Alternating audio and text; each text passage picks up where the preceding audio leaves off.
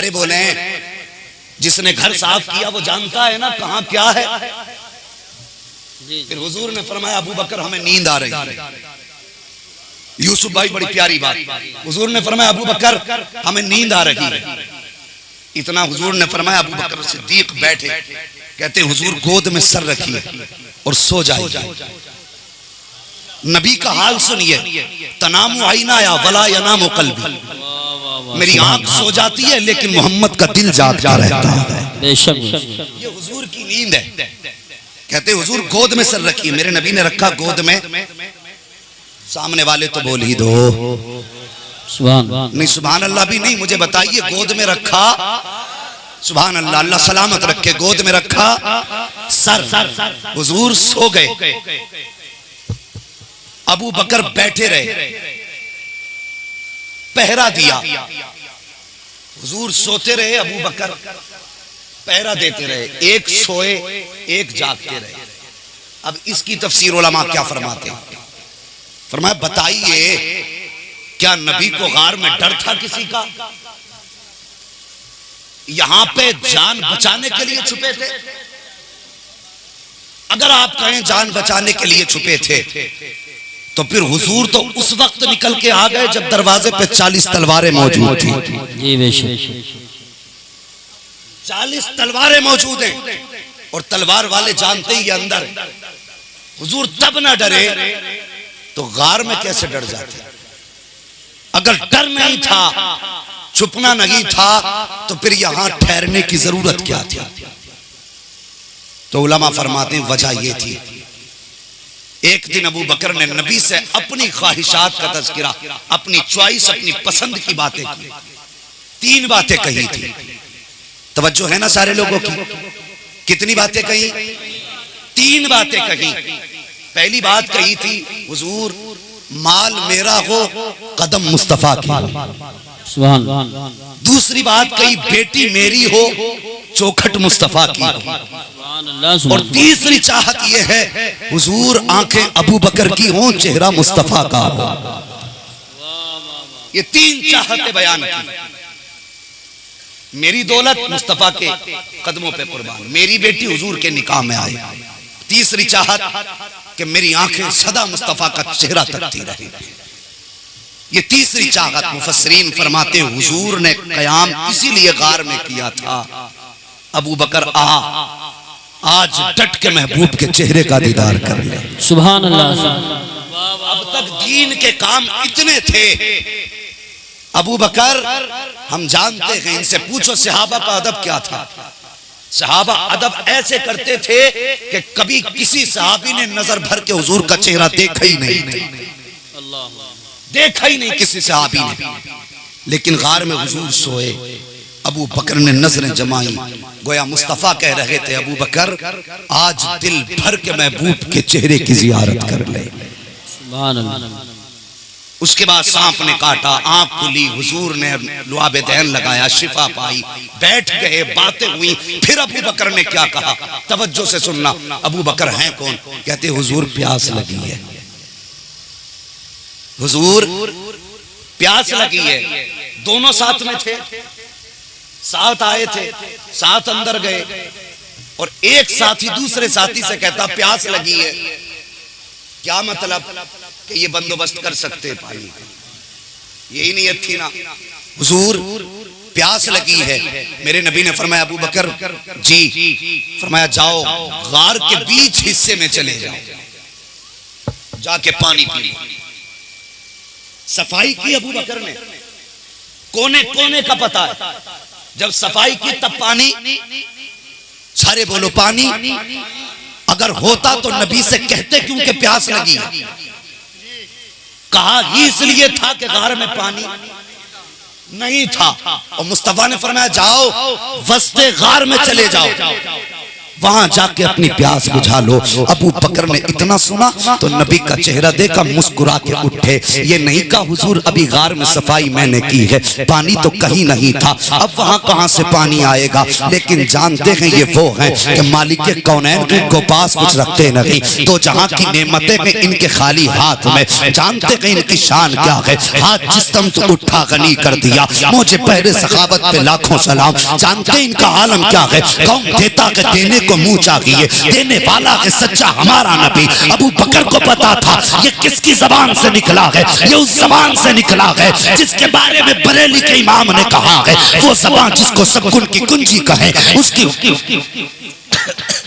उसकी नाफिज हुकूमत पे लाखों सलाम। उठे अपनी जगह से, चले गार की तरफ गए, जाके आपने हाथ में लिया, प्याले को उठाया, पानी पिया, वापस आ गए। जब वापस आए ना, हुजूर ने फरमाया अबू बकर पी लिया पानी? कहा हाँ, कहा पी के आया हूँ। अब मेरे नबी ने फरमाया अबू बकर बताओ तो सही, जो पानी तुम पी के आए हो वो पानी कैसा था? जैसे इतना मेरे नबी ने कहा, अबू बकर ने 4 निशानियां, 4 उसकी फस बयान किए। कहते हुजूर जब मैंने पानी को देखा ना तो वो दूध से ज्यादा सफेद था, जब मैंने हाथ लगाया तो बर्फ से ज्यादा ठंडा था, जब मैंने उसको मुंह से लगाया तो शहद से ज्यादा मीठा था, जब नाक के करीब आया तो मुश्क से ज्यादा बेहतर खुशबू आ रही थी। मेरे नबी फरमाते हैं अबू बकर जो तुम बता रहे हो तुमने उसको महसूस किया है? हाँ या रसूल अल्लाह, मैंने चारों वस पाए हैं। अब जरा सोचिए, एक प्याला अबू बकर ने पिया है, एक प्याला सैयदा आमिना ने पिया था। जब हुजूर आपके शिकम में है, फरमाती मुझे एक प्याला पेश किया गया, जब मैंने उस प्याले से पानी पिया तो उसका जायका शहद से ज्यादा मीठा था, दूध से ज्यादा सफेद था, बर्फ से ज्यादा ठंडा था, मुश्क से ज्यादा खुशबूदार था।